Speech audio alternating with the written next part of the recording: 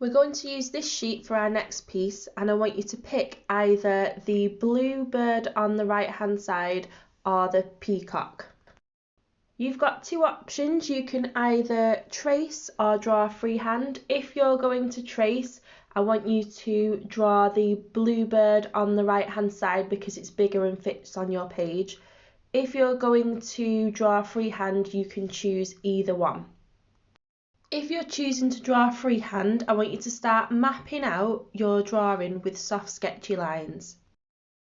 Start by drawing the main shapes you can see in your bird. It's not going to look perfect straight away as you're mapping out your drawing. Look how I'm holding my pencil. I'm holding it quite high up. That allows me to have less pressure on my page. It makes it easier to draw with softer sketchy lines, especially when I'm trying to just map out the main bits first. Once I've mapped out the main shape, that's when I'm going to start drawing back into my image, adding little bits of detail. Again, I'm still using soft sketchy lines.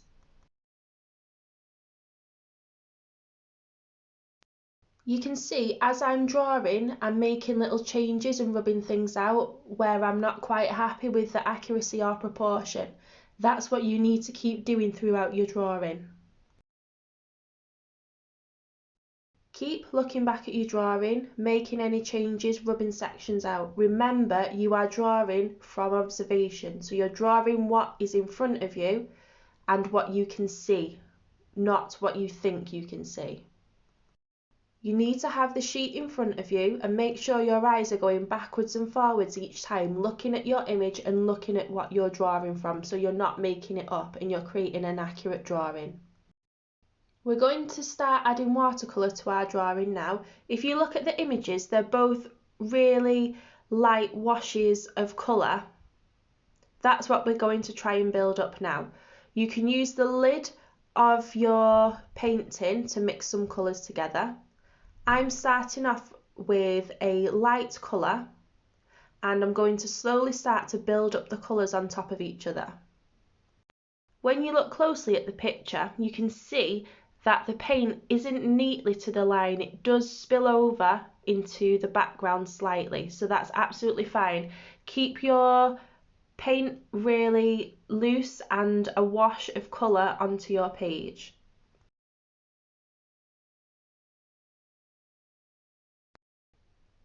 As you can see, I'm starting with the lightest colour first, then I'm going to start building up darker colours. So I've started with a light yellow, then I've started to build a little bit of orange on top of that. Now I've started to build my pink and red into the peacock head. Look at how I'm holding my brush. It's almost halfway up and I'm patting with my brush rather than doing long brush strokes. I'm keeping it quite patchy, so remember to keep patting with your brush. We also don't really need to put water down on our page first because we don't want the paint to spread out too far because we're looking at patches of colour. So you can just put paint down first. If you feel like the paint is too dry on your page, you can add a little bit of water at a time.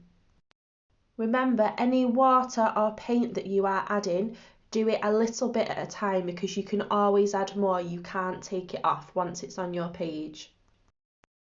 I'm now adding some darker areas using the tip of my brush and the black paint, so it's a lot more delicate. Again, adding a little bit at a time.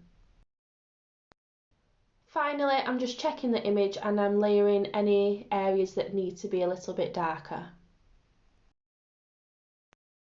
I'm now going to outline all of my detail. I'm using a black pen to do this and I'm refining it to make everything stand out. Try to keep your lines still quite sketchy even with your black pen. I'm using the mark making technique for any areas that are really dark.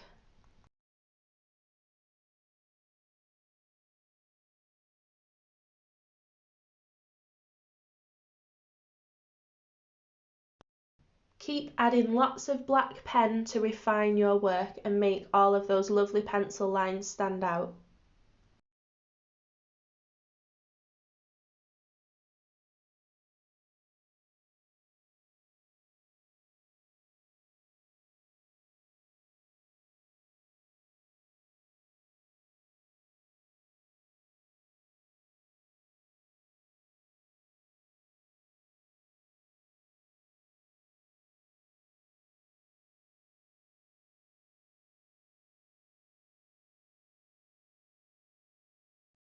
We are now going to take inspiration from the artist Dina Wakley.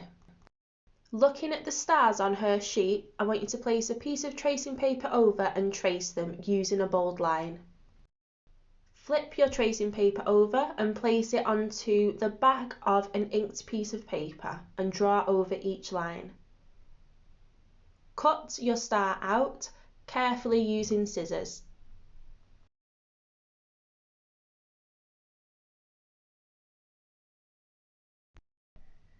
Repeat this process a few times using different size stars.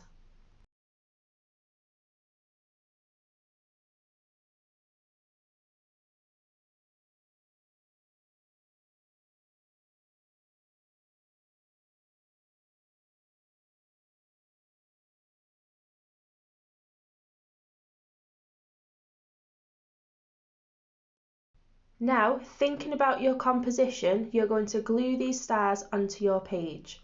Look at how she layers her work and play about with the composition before you finally glue them down.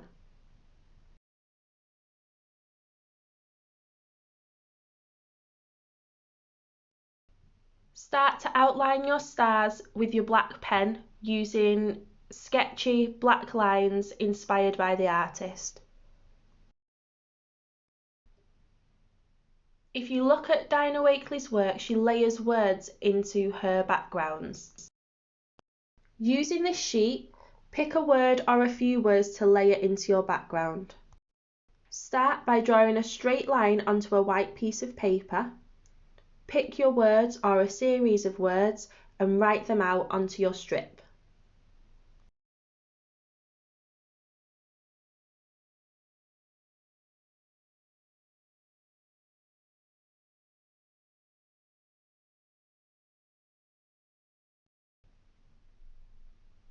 Cut your words with scissors and lay them out on top of your stars, thinking about your composition.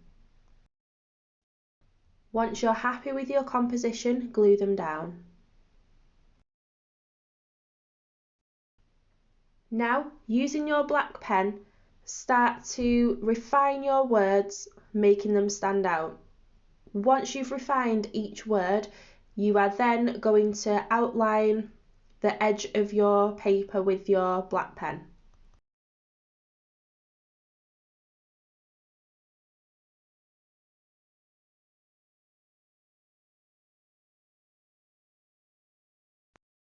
Go back over any areas that you think need neatening up with your black pen.